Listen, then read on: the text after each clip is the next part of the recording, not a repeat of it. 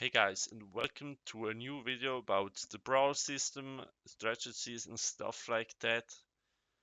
So first, for the strategies which I use the most is where I split the members into two towers and then have one tower with 1 to 3 players, and you want to split the strength equally between the two towers.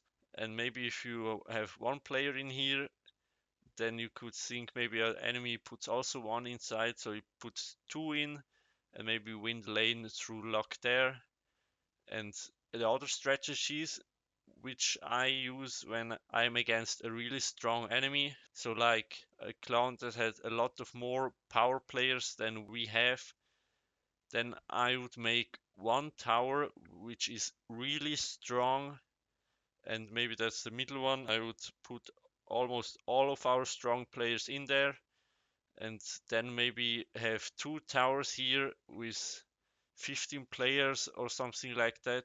The point in this strategy, I want to hit with the strong tower one of the enemy's strong towers, and with the other two towers I want to hit one of the weak ones. So, and in this strategy it's really important that your strong tower don't faces the enemy's weak tower, because if that happens then you have already lost, because you want to hit one weak towers of the enemy and then you want to hope to kill the main tower with your strong tower, maybe win against a stronger clan with this strategy.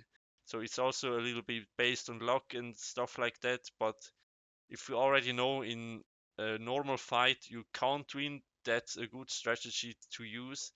And then another one is where you just split all the towers equally between all of those three. So like you have the enemy here, that's definitely an inactive clan, and then you just don't move the towers and leave it at 20, 27, 27, 26.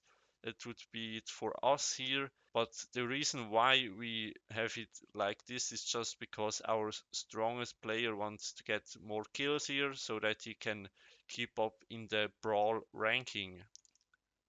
And then another really important thing you need to know about the Brawl is you don't swap the towers like you see here if the enemy is active, clan that's playing, because if you just leave it like that then the enemy sees it and then he can adjust it to win easy.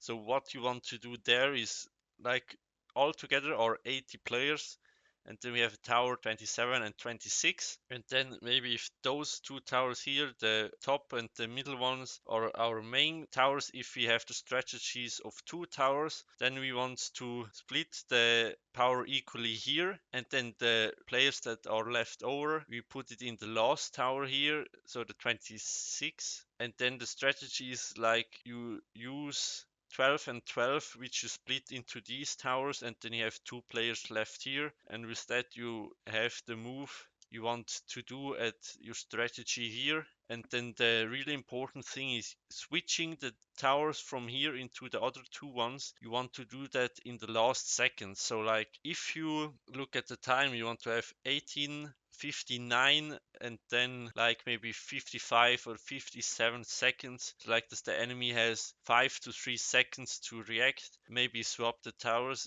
If you want to do that you can swap the towers as well, but that doesn't matter as much because I mainly go for swapping the players from here into the other two towers at almost last second possible, so I don't really have time to swap the towers there. If you want to swap towers, you maybe can talk to a teammate and then say I put the players in the main tower then, and then he swaps the tower after that. And if you ask yourself how you can swap towers and swap members and stuff like that, that's pretty easy. Can't do anything at Monday and Tuesday, so you need to wait on Wednesday, Thursday, and Friday. And now for the swapping, just here the personal adjustments, save, swap lanes. So like swap lanes, I go on swap lanes, and here I have top and bottom, and then I select one of them, like bottom, confirm.